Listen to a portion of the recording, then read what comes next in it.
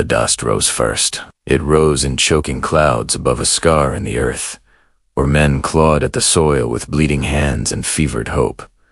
Tents flapped in the hot wind. Picks struck stone.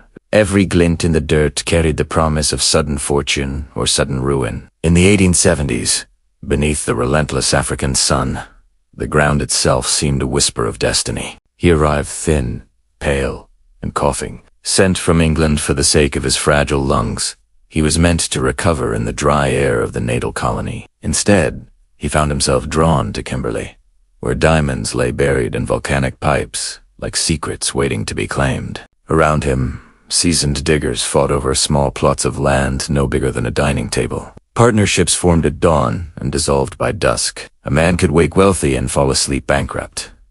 But this young newcomer did not dig for sparkly alone. He watched. He calculated. While others chased stones, he studied men. Within a decade, he would control nearly every diamond mine in Kimberley. Within a generation, his vision would redraw maps and rename territories. And long after his death, the consequences of his ambition would echo across a continent. This is the story of how one empire of diamonds changed the fate of Africa, and the cost no ledger ever fully recorded.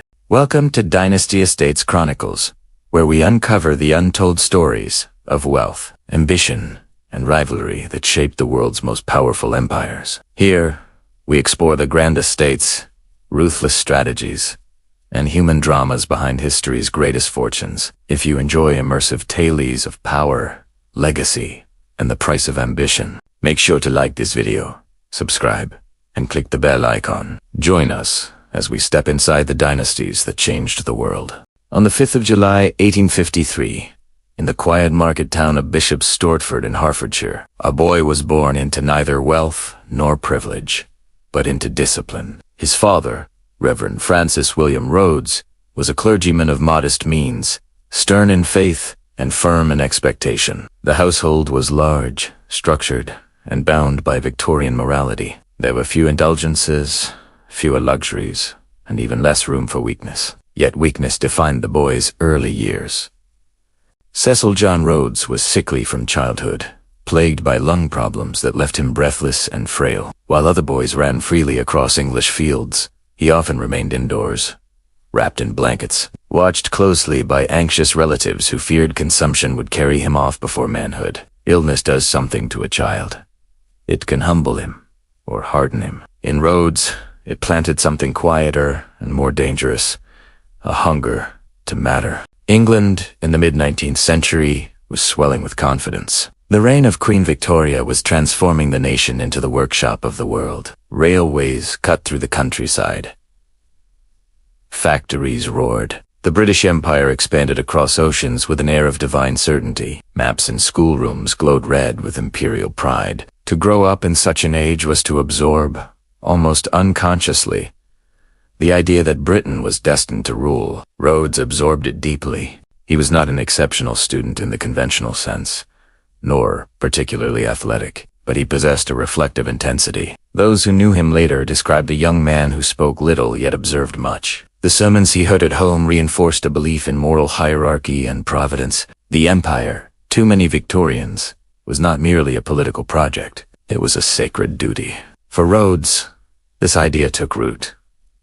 By his mid-teens, his health had become a family concern. Doctors advised that the damp English climate was worsening his lungs. In 1870, at just 17, a decision was made that would change the course of his life and the fate of millions he would never meet. He would sail to southern Africa, to the British colony of Natal, where the dry air might restore his strength. He was sent not as a conqueror, not as a visionary, but as a frail youth seeking survival. When he boarded the ship, he carried little money and no clear plan. What he did carry was an unspoken conviction, shaped by Victorian certainty, that the world was ordered in ranks, and that Englishmen stood at the top. Years later, he would declare, "I contend that we are the finest race in the world." But in 1870, that belief was still forming, still untested. Africa was meant to heal him. Instead, it would give him something far more intoxicating than health. It would give him opportunity. An opportunity, once tasted, would become the force that defined his life and altered the destiny of a continent. When he arrived in southern Africa, his health was still uncertain, but his instincts were sharpening. The dry air of Natal did strengthen him. Yet it was not climate that captured his imagination. It was news traveling inland like wildfire. In 1871, diamonds were discovered near the Vaal River. Soon after, the fields of Kimberley erupted into a frenzy that defied reason. Men abandoned farms, shops, even professions. Ships arrived heavy with fortune seekers. Within months, the quiet land had transformed into a chaos of tents, mud, gambling halls, and desperate ambition. Each claim was no larger than a modest garden plot. Thousands stood shoulder to shoulder, hacking at the earth in search of brilliance. Cecil Rhodes did not rush blindly into the pit. Instead, he observed a pattern others ignored. The diamond rush created cycles of panic. When too many stones reached the market, prices collapsed. Small claim holders, unable to endure the losses, sold their plots cheaply. It was here that Rhodes made his first decisive move. Rather than dig endlessly himself, he began buying. At first, the purchases were modest. With borrowed funds from family and investors, he acquired struggling claims from men on the brink of bankruptcy. It was a calculated risk. Many believed the fields would soon be exhausted. Rhodes believed the opposite, that beneath the chaos lay immense, untapped wealth. He was joined by Charles Rood, a school friend from England. Together, they formed a partnership built not merely on excavation, but consolidation. While competitors fought over surface stones, Rhodes and Rudd quietly gathered ownership beneath them. They reinvested profits rather than indulging in visible luxury. Their patience distinguished them. Another problem plagued the mines: flooding. As diggers pursued diamonds deeper into the earth, underground water seeped into the shafts, collapsing walls and destroying livelihoods overnight. Smaller operators lacked the capital to manage such engineering challenges.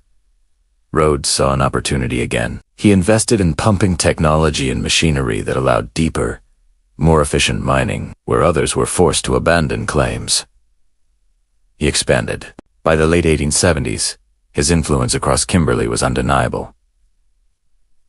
But consolidation bred resistance. Rival magnates emerged, most notably Barney Barnado, whose own diamond interests rivaled Rhodes' growing empire. Competition between the two men became fierce, bordering on personal. Prices fluctuated wildly. Speculation surged. The diamond market teetered on instability. Rhodes' strategy hardened. He believed that only monopoly could stabilize supply and protect long-term value. It was a bold and controversial idea: to control not merely mines, but the global flow of diamonds themselves. Many considered it impossible. The fields were fragmented. Personal pride blocked cooperation. Yet in 1880, Rhodes took a decisive step by establishing De Beers Mining Company, named after the farm on which some of the richest deposits had been discovered. This marked the beginning of a transformation. Over the next years, he would continue acquiring competitors, often during financial downturns when they were most vulnerable. The negotiations with Barnado were particularly intense. Offers were made and rejected. Shares were traded. Rumors spread across London markets. Finally, in 1888, consolidation was achieved with the formation of De Beers Consolidated Mines. The new company controlled nearly 90% of the world's diamond production. It was a staggering victory for a man not yet, but something had shifted within him. Success did not bring satisfaction. It brought vision. Diamonds were no longer the end. They were the means. Wealth, once secured, could purchase influence. Influence could purchase territory. Territory could secure history. In mastering the diamond fields, Rhodes had discovered something greater than stones. He had discovered control over markets, over rivals, and increasingly, over men. And control, once tasted, rarely releases its hold. By the early 1880s, Cecil Rhodes was no longer merely a miner. He was a power in the making. While building his diamond empire in Kimberley, he had pursued something that seemed, at first glance, unrelated to commerce education. Between 1873 and 1881, he traveled intermittently back to England to study at Oriel College, Oxford. He did not rush his studies. Mining demanded attention. Markets demanded vigilance. Yet Oxford offered something different: legitimacy. In the quiet quadrangles and lecture halls, Rhodes refined more than his academic knowledge. He refined his philosophy. Surrounded by the sons of Britain's elite, he absorbed conversations about empire, civilization, and destiny. The prevailing belief of the age was clear. Britain was not merely powerful, it was morally superior. Its expansion was viewed not as conquest, but as duty. Rhodes embraced this conviction fully. He once declared, "Remember that you are an Englishman, and have consequently won first prize in the lottery of life." It was not a passing remark. It was a statement of creed. Wealth from diamonds strengthened his confidence, but ideology gave it direction. He no longer sought riches alone, he sought expansion. By 1881, he had entered politics, winning election to the Cape Parliament.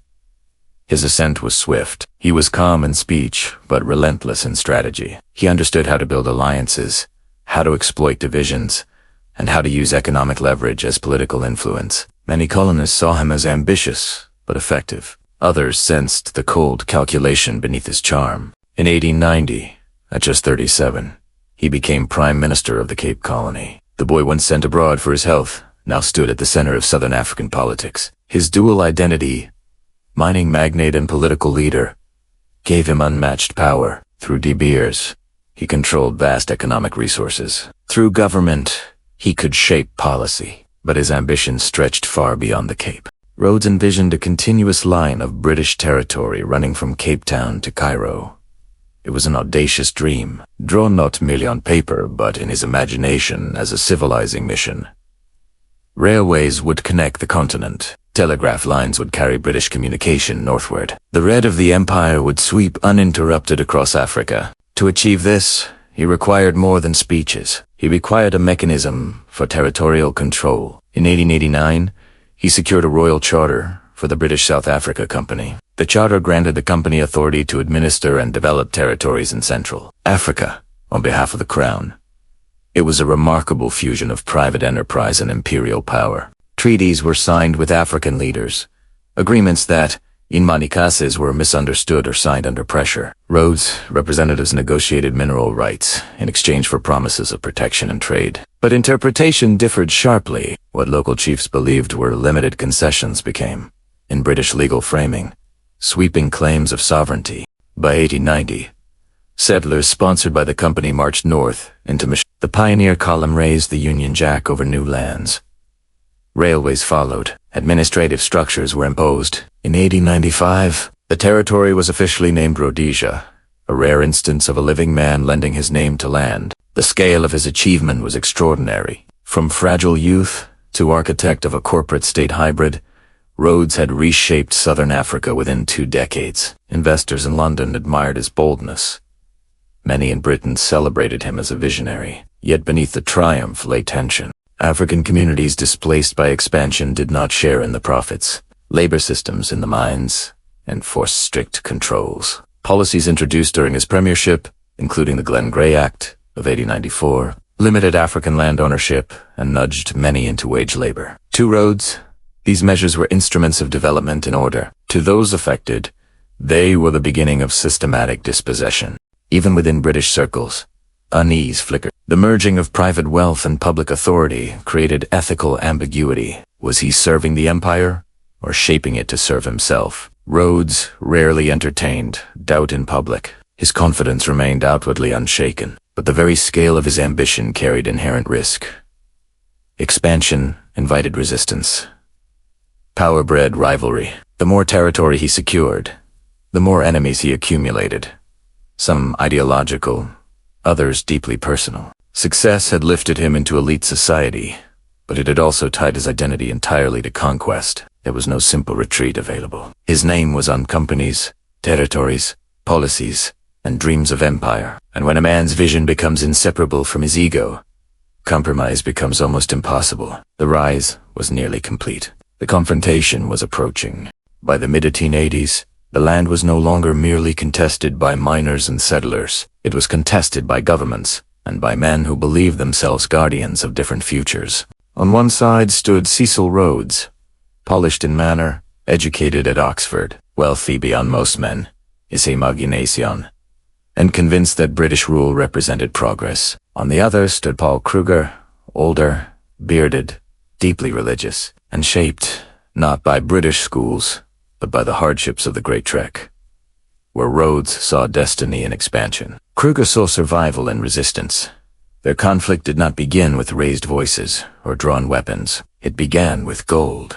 In 1886, vast deposits were discovered in the Witwatersrand within the South African Republic, also known as the Transvaal. Almost overnight, Johannesburg rose from dust into a booming center of industry. Foreign workers, mostly British, flooded the region. They were known as Uitlanders, outsiders who brought capital and skills but not loyalty to the Boer state. For Rhodes, the implications were clear. If Britain controlled the Transvaal's gold, it would command the economic heart of southern Africa. If Kruger retained it, the balance of power would tilt away from British dominance. Kruger, however, saw something else. The influx of foreigners threatened to overwhelm the political independence the Boers had fought to secure. He tightened voting laws, denying the Uitlanders meaningful political rights.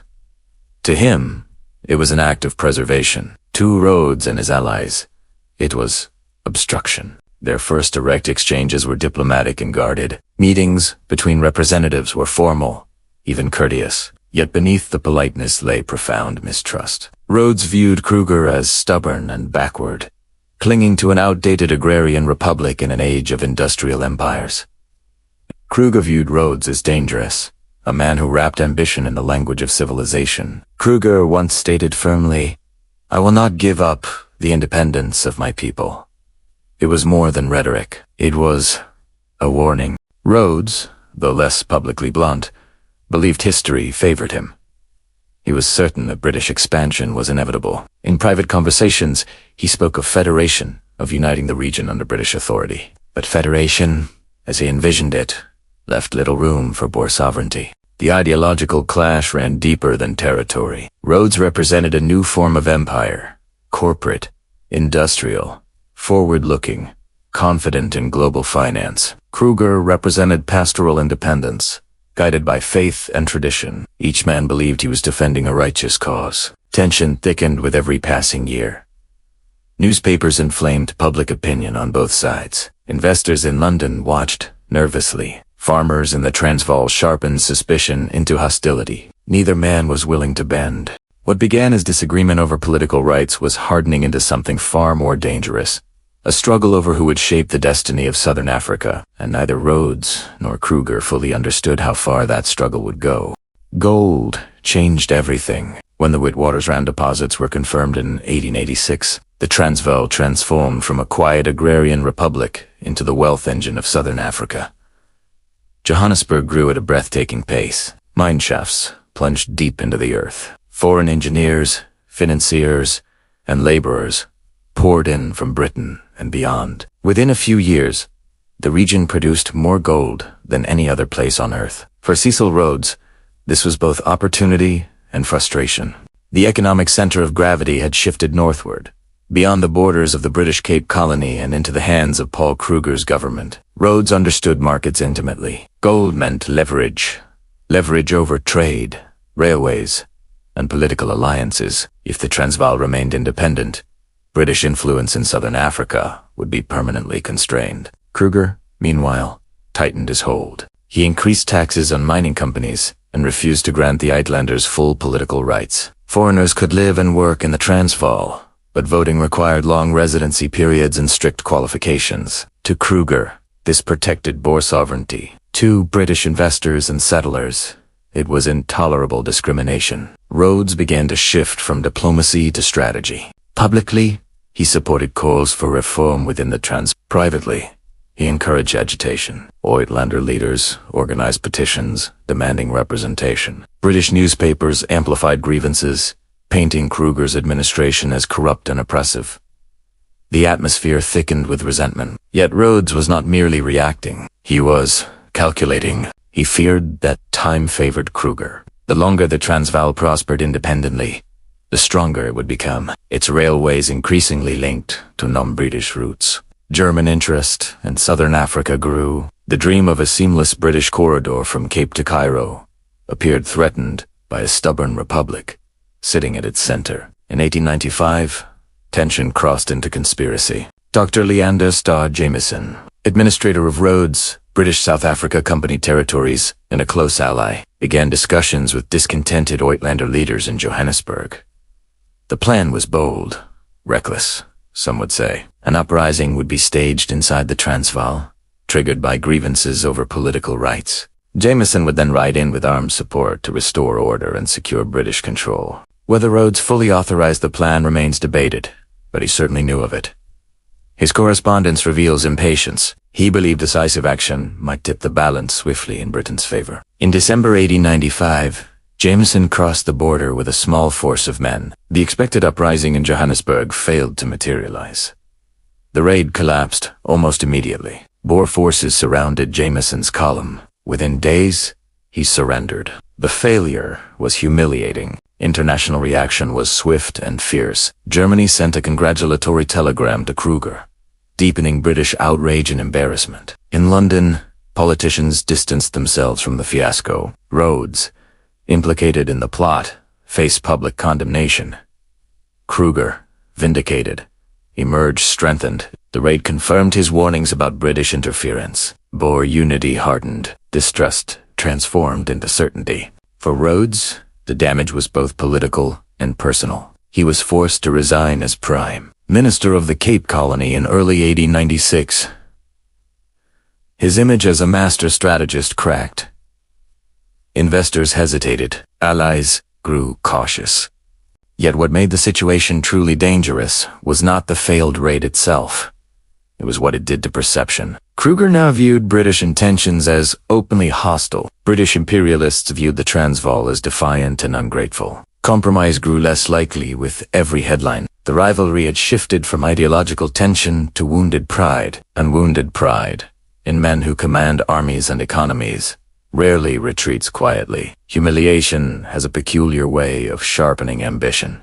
After the failed Jameson raid in January 1896, Cecil Rhodes stood in the center of a storm he could not fully control. Once celebrated as the architect of expansion and prosperity, he was now accused of recklessness. In the Cape Parliament, colleagues who had once praised his boldness now distanced themselves from his schemes. In London, officials insisted that the British government had not authorized the raid. The message was clear. Rhodes would carry the blame. He resigned as Prime Minister of the Cape Colony in February 1896 for a man whose identity had fused with authority. Resignation was not merely a political event. It was a personal fracture. His belief in British destiny remained intact, but his confidence in his own invincibility faltered. Publicly, he maintained composure. Privately, he withdrew to Kimberley, to the city built on diamonds and discipline. Yet power is rarely surrendered completely. Though stripped of office, Rhodes retained immense influence through De Beers Consolidated Mines and the British South Africa Company. His wealth ensured continued access to political networks. He funded newspapers and maintained loyal allies. If he could no longer shape events openly, he would influence them quietly. Meanwhile, Paul Kruger's stature grew. Within the South African Republic, the failed raid validated his warnings. He had long argued that British imperialists sought to undermine Boer independence. Now, he had proof. His government tightened security, strengthened commandos, and fortified alliances. In 1898, he was re-elected president of the Transvaal by a decisive margin. For his supporters, he was not merely a statesman. He was a defender of faith and freedom. The rivalry, therefore, evolved into something deeper than policy. It became a battle for legitimacy, for moral authority in the eyes of Southern Africa and the wider world. Rhodes claimed that British rule represented progress, industry, and stability. Kruger insisted that independence preserved dignity and divine order. Each man appealed to a different audience, yet both framed their cause as righteous. Public perception became a weapon. British newspapers portrayed Kruger as obstinate and outdated, a relic standing in the path of inevitable modernity. Boer publications depicted Rhodes as manipulative and dangerous, willing to spark violence for profit. The tone of debate hardened. Neutral voices diminished. Behind the rhetoric lay economic anxiety. The gold mines of the Witwatersrand continued to generate extraordinary wealth. Investors in London feared instability would disrupt profits. Railway routes and tariffs became points of contention. Every negotiation over customs duties or transport lines carried symbolic weight. Who controlled the arteries of trade would control the future. Rhodes, though politically wounded, refused to abandon his broader vision. He continued to advocate for federation, a unified Southern Africa under British influence, but his methods had lost subtlety. The Jameson raid cast a long shadow. Even moderate voices among the Boers now doubted British intentions entirely. The damage was not merely diplomatic, it was psychological. Rhodes had long believed himself a master of events. The raid revealed limits to his control. Allies could miscalculate, public opinion could turn. Imperial policy was not always aligned with private ambition. For perhaps the first time, he faced the possibility that history might resist him. Kruger, too, experienced internal strain. Governing a rapidly industrializing republic was no simple task. The influx of foreign workers strained infrastructure and cultural cohesion. Balancing economic growth with political sovereignty required constant vigilance. His refusal to grant swift reform to the Uitlanders intensified resentment. He feared the concession would lead to takeover.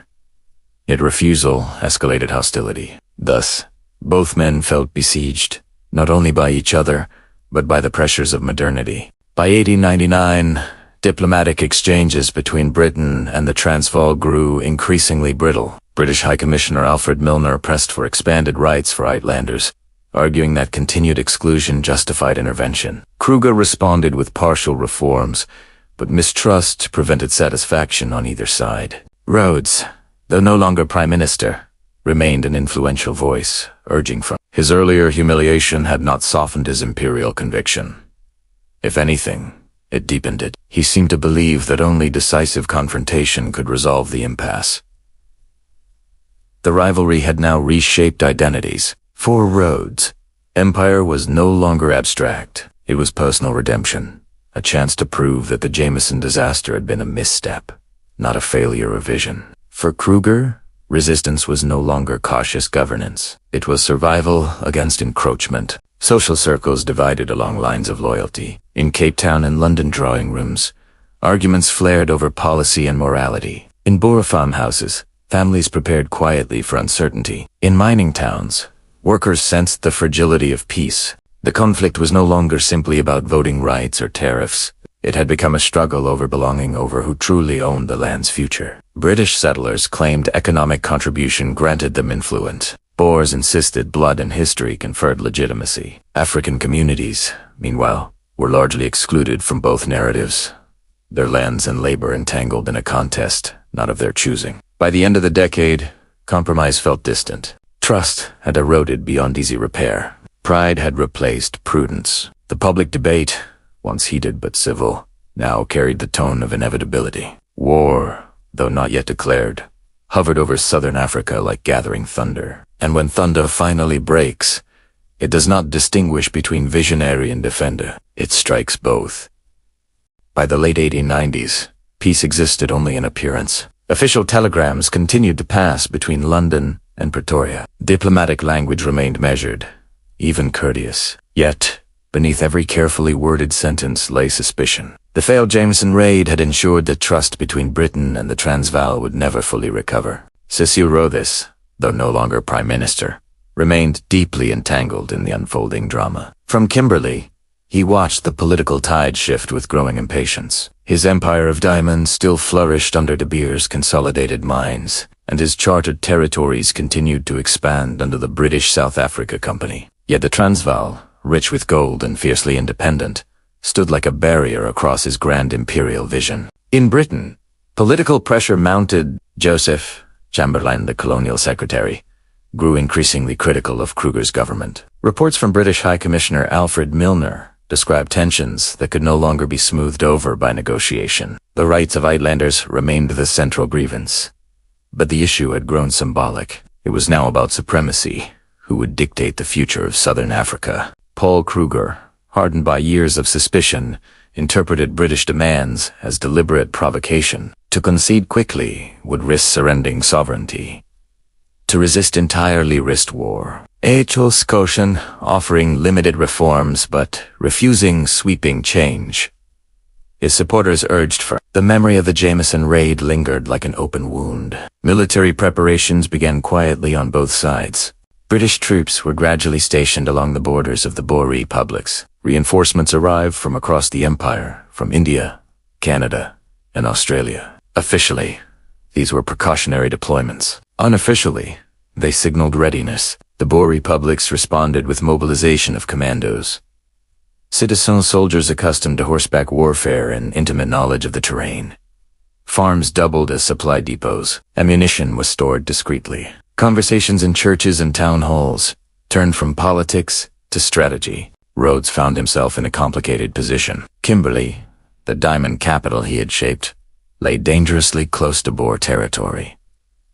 If war erupted, the city would be exposed. Some urged him to leave while he could, yet departure would appear cowardly. He chose to remain. It was a calculated risk, and perhaps a personal one.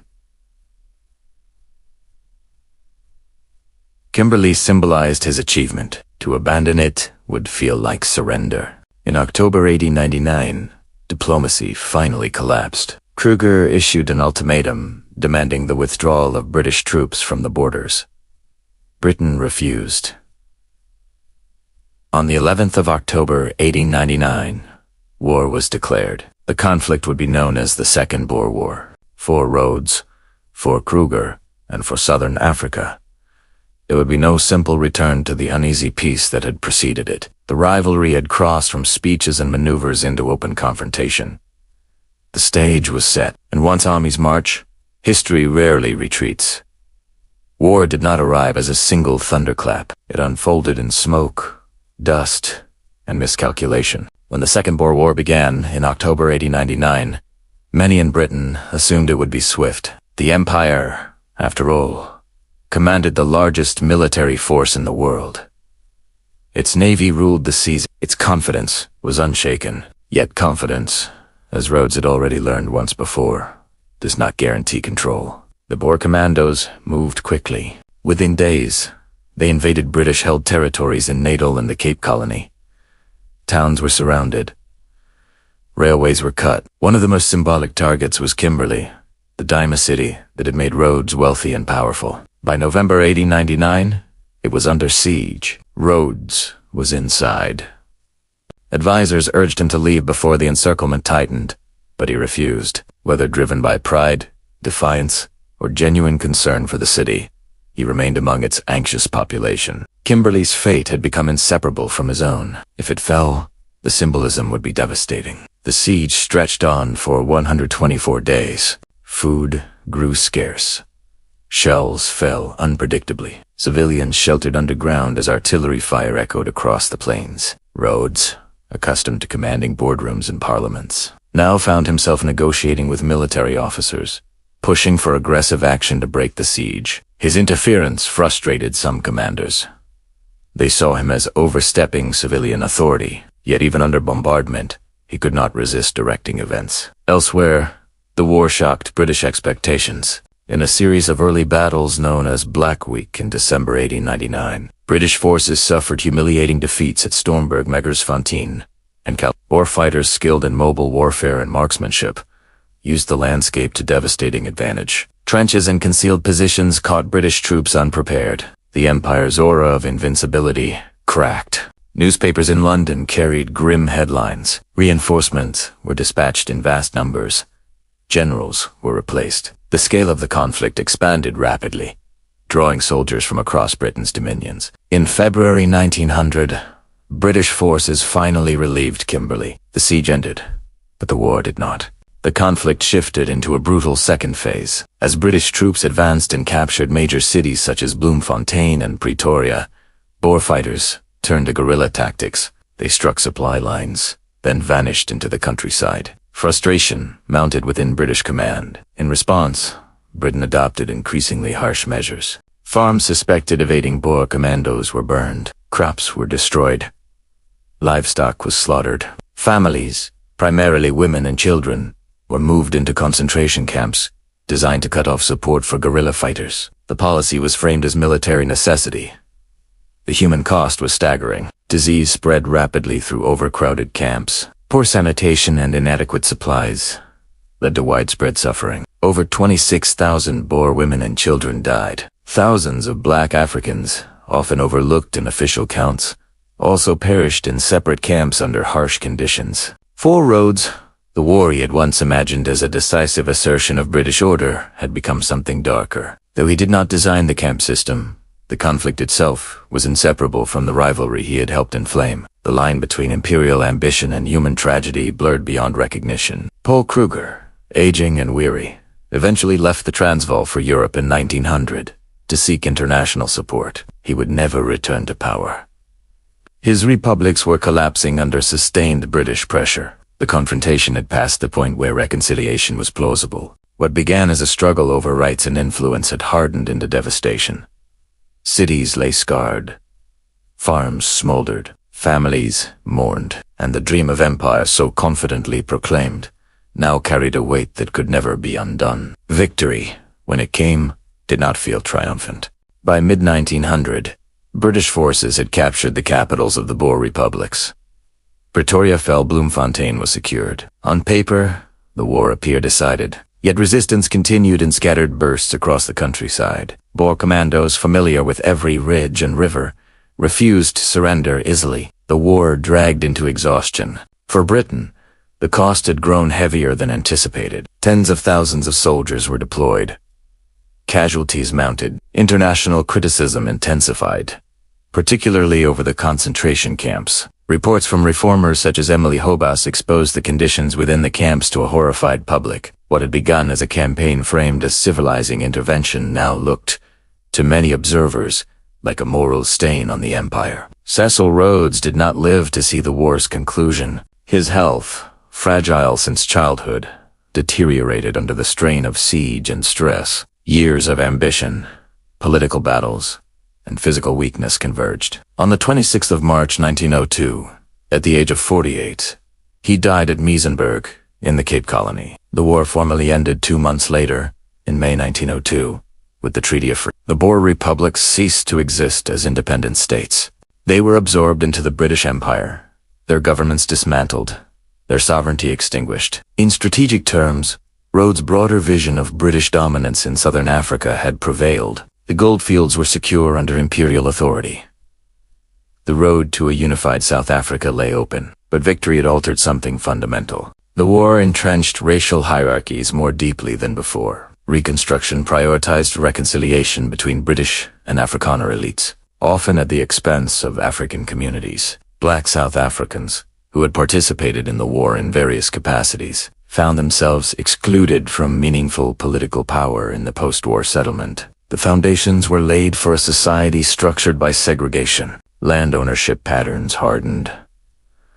Labor systems tightened. Mining, both gold and diamonds, relied increasingly on controlled and migrant labor. Economic development accelerated, yet it did so within frameworks that marginalized the majority population. The political compromises that followed the war would eventually contribute to the formal system of apartheid in the 20th century. For Afrikaners, defeat did not erase identity. Instead, it deepened it.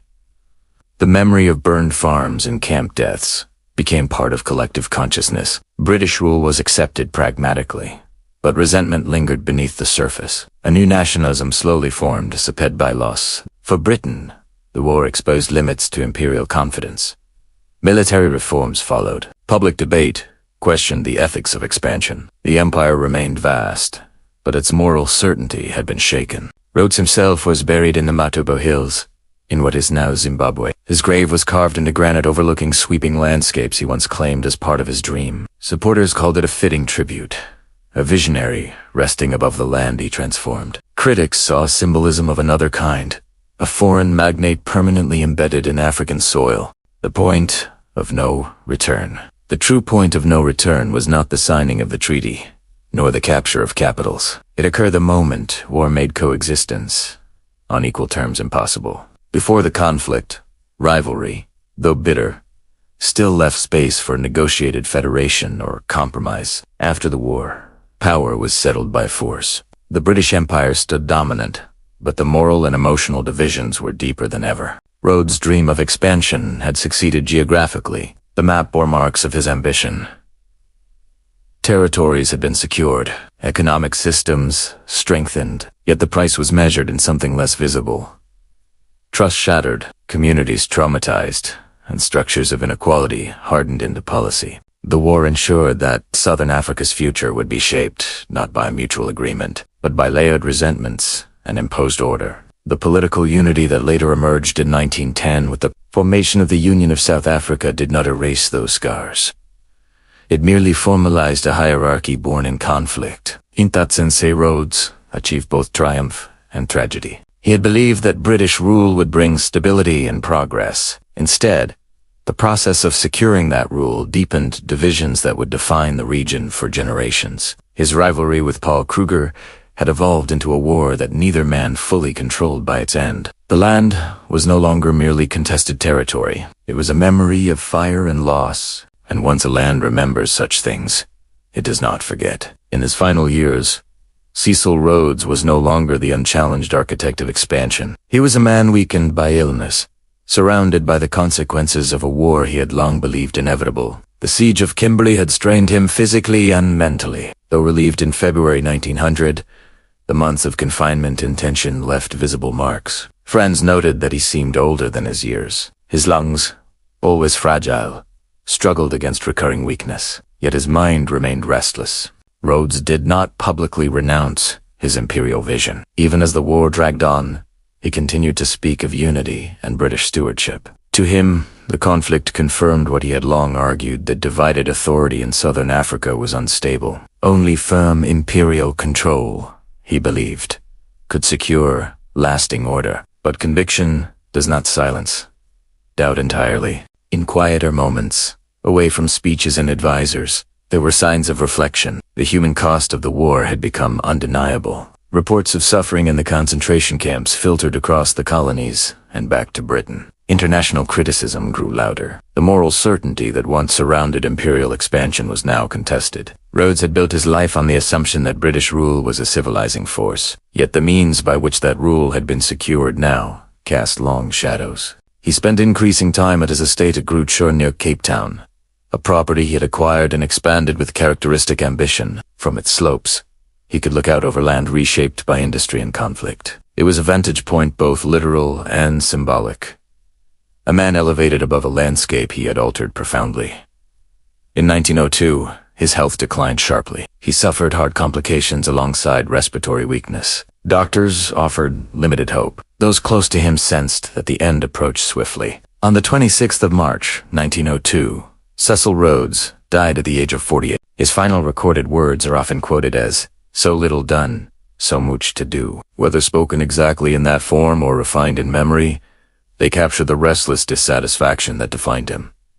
Even at the edge of death, he saw unfinished ambition. His funeral procession drew large crowds. Admirers viewed him as a visionary who expanded British influence and secured economic prosperity. Critics, though quieter at the time, saw something more troubling, a man whose ambition had helped ignite a devastating war. He was buried in the Matobo Hills, in a site he had personally chosen years earlier. The location, known as World's View, overlooks sweeping plains of what was then southern Rhodesia. Granite rocks surround the grave, vast and immovable. It is a burial place that reflects the scale of his dreams. Yet even in death, the conflict he shaped was not fully resolved. The treaty ending the war would be signed just 2 months later. Political structures would evolve. Empires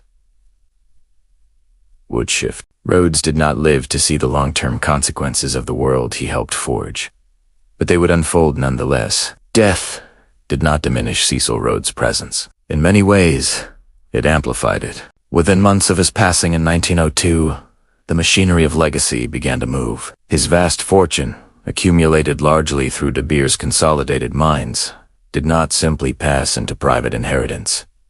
It was directed with intention. Rhodes had drafted detailed wills throughout his life, each revision reflecting an evolving vision of how his wealth should shape the future. One provision would become his most enduring monument: the Rhodes Scholarship. Established in 1902, the scholarship funded students from across the British Empire, the United States, and later Germany, to study at Oxford University. Rhodes believed that educating young leaders within a shared intellectual tradition would foster unity and strengthen Anglo-Saxon influence globally. It was an ambitious experiment in shaping minds rather than territories. Over the decades, the scholarship produced prime ministers, presidents, judges, scholars, and activists. Its alumni would influence global policy, science, and culture. For many recipients, it represented opportunity and transformation. The institution became a pillar of academic prestige, carrying Rhodes' name into lecture halls long after political borders shifted. Yet the scholarship also carried the imprint of its founder's ideology. Rhodes' original will reflected beliefs in racial hierarchy and imperial cohesion, while the program evolved over time, expanding eligibility,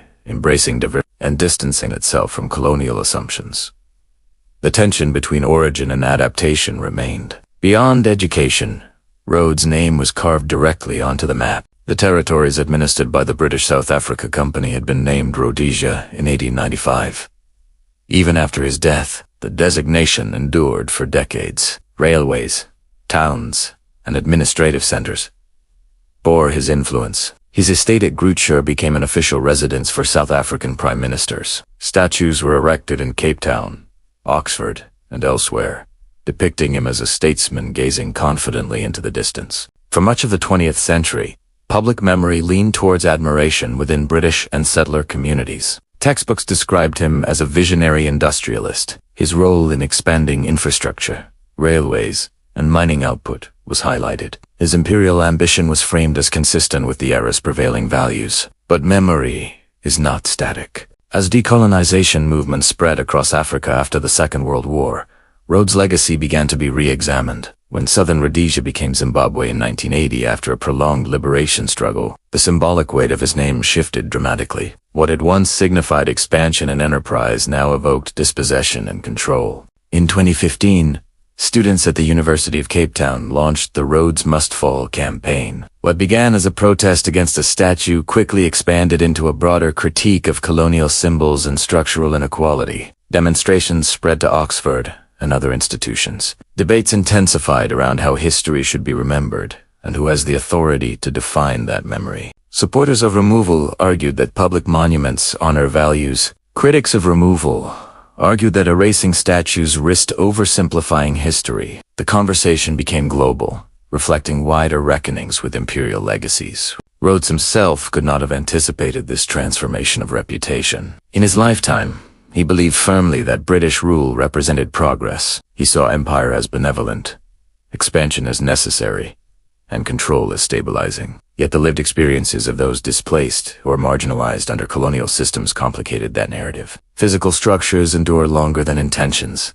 Railways built during the era of expansion continued to operate. Mining infrastructure developed under Rhodes' leadership remained economically significant. The diamond industry, shaped by De Beers' neo-monopoly, influenced global markets throughout the 20th century. Advertising campaigns transformed diamonds into symbols of romance and permanence, a cultural association that masked the industry's complex origins. Meanwhile, the landscapes of southern Africa bore quieter marks. Land distribution patterns, labor migration systems, and political alignments carried echoes of decisions made during Rhodes' ascendancy. Policies introduced during his premiership, such as the Glenn Gray Act, contributed to frameworks that later hardened into segregationist law. Thus, his monuments were not merely statues of bronze or scholarships in stone colleges. They were institutional structures, economic systems, and borders drawn across maps. Public memory split into two broad currents. One celebrated entrepreneurship and strategic foresight. The other emphasized exploitation and racial hierarchy. Both currents drew from the same historical figure. This duality defined his enduring presence.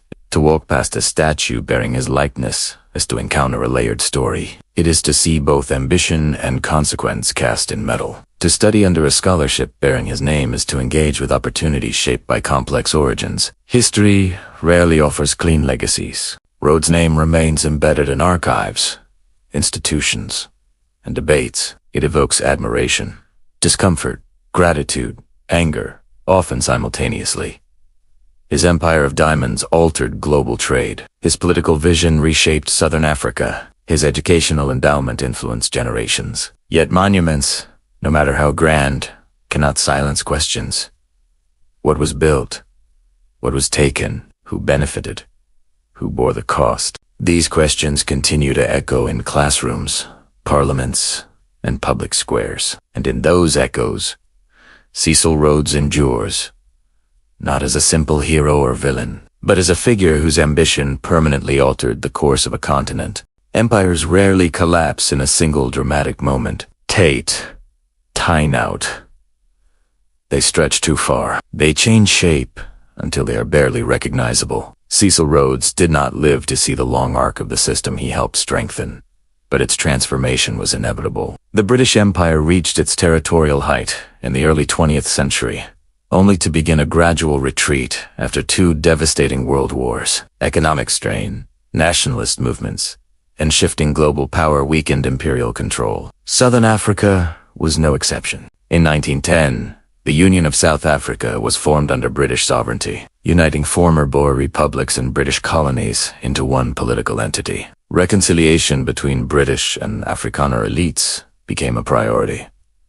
Yet that unity came at a cost. Black South Africans were largely excluded from political participation. Segregationist policies hardened through legislation in the decades that followed. The economic foundations laid during Rhodes-era mining dominance, controlled labor systems, and land concentration remained intact. Gold and diamonds continued to fuel industrial growth, but wealth distribution remained deeply unequal. The structures of power, built in the name of imperial progress, became tools for exclusion. In 1948, the formal policy of apartheid was introduced by the National Party government. While Rhodes did not design apartheid itself, the territorial and economic patterns established during his lifetime formed part of the system's scaffolding. Land acts, labor controls, and racial hierarchies had precedent in earlier colonial governance. Meanwhile, north of the Limpopo River, Rhodesia evolved into a self-governing British colony dominated by a white minority government. In 1965,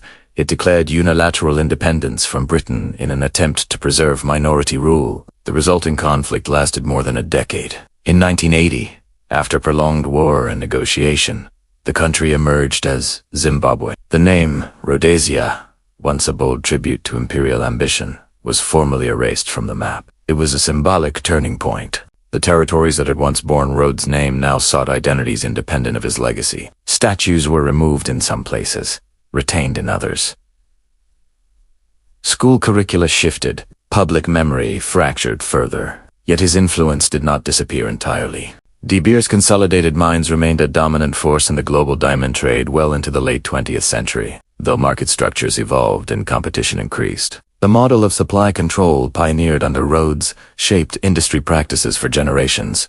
The Rhodes Scholarship expanded its reach, eventually opening eligibility to women and a broader range of nations. It adapted to changing moral landscapes, even as debates about its origin persisted. The British Empire itself receded into history, replaced by a commonwealth of independent states. Flags changed, borders stabilized or shifted, yet economic ties and institutional patterns endured. Rhodes' grand vision of a continuous British corridor from Cape to Cairo never fully materialized as he imagined. Competing colonial interests, wars, and independence movements fragmented the imperial map. The seamless red line across Africa remained more symbolic than real. In the end, what declined was not simply British territorial control, but the unquestioned belief in imperial destiny. Rhodes' life had been built upon certainty that British rule was superior. That consolidation was stabilizing. That expansion was inevitable. The 20th century challenged each of those assumptions. The Diamond Empire survived. The Empire of Territory did not. And the name that once signified expansion became a subject of debate rather than pride. Beyond wars, treaties, and statues lies a quieter cost. It is measured not in official documents, but in altered lives. The diamond fields of Kimberley transformed landscapes permanently. Open pits scarred the earth. Migrant labor systems drew men away from rural communities for months at a time, reshaping family structures. Economic opportunity came with social disruption. Land treaties signed in the late 19th century often carried meanings not fully understood by African leaders who encountered unfamiliar legal frameworks. What appeared to be agreements for limited mining rights, translated, under British interpretation, into extensive territorial claims. Generations later, disputes over land ownership would trace their origins back to those early documents. The Glen Grey Act of 1894, introduced during Rhodes' premiership, limited African land tenure and imposed labor taxes designed to encourage wage work. While framed as a developmental measure, it contributed to patterns of dispossession that intensified over time. These policies did not make headlines in London drawing rooms, yet they shaped daily existence for thousands. For Afrikaner families, the memory of concentration camps during the Second Boer War lingered across generations. Loss was woven into identity. For Black Africans, whose suffering during the war was less recorded, the impact was compounded by exclusion from post-war political settlements. The cost was also moral. Imperial language often cloaked economic motives and ideals of civilization and order. Rhodes sincerely believed in the righteousness of British expansion. Yet belief does not erase consequence. When policies prioritize dominance over dialogue, resentment takes root. Even today, debates over statues and scholarships are not merely symbolic. They reflect ongoing questions about memory, justice, and acknowledgement. Who is honored? Whose suffering is recognized? How should complex legacies be taught? The cost no one talks about fully is the inheritance of division, social, racial, and economic, that outlived the man who helped accelerate it. Rhodes sought permanence. In some ways, he achieved it, but permanence, when built upon unequal foundations, carries a different kind of endurance, one that demands reckoning long after ambition has faded. A frail boy once left England in search of stronger lungs. He found diamonds instead. From the dust of Kimberley, Cecil Rhodes built one of the most powerful mining empires the world had ever seen. Through De Beers consolidated mines, he mastered supply and reshaped a global market. Through political ambition and the British South Africa Company, he redrew borders and extended British control deep into Central Africa. He dreamed of a red line stretching from Cape to Cairo, a continent bound by railways, trade, and imperial certainty. In many ways, he won. The British flag flew where it had not before. Gold and diamonds flowed into global markets. Institutions, like the Rhodes Scholarship, shaped generations of leaders. His name was carved into maps, buildings, and stone. But victory and virtue did not walk side by side. The rivalry with Paul Kruger ignited a war that left farms burned and families buried. Policies designed to strengthen empire-hardened racial divisions that would echo into the 20th century. Land was consolidated. Labor was controlled. Opportunity for some meant exclusion for many. What was gained was power, immense, strategic, and enduring. What was lost was trust between communities, between rulers and ruled, and perhaps even within the moral story the empire told about itself. Rhodes believed he was building stability. Instead, he helped construct a system whose consequences outlived him. His empire of diamonds endured in markets and memory. His territorial vision faded with the retreat of empire. His scholarships continue to educate. His statues continue to divide. History remembers his ambition. The land remembers its scars. And in that tension between achievement and cost lies the true legacy of one diamond empire that changed the fate of Africa.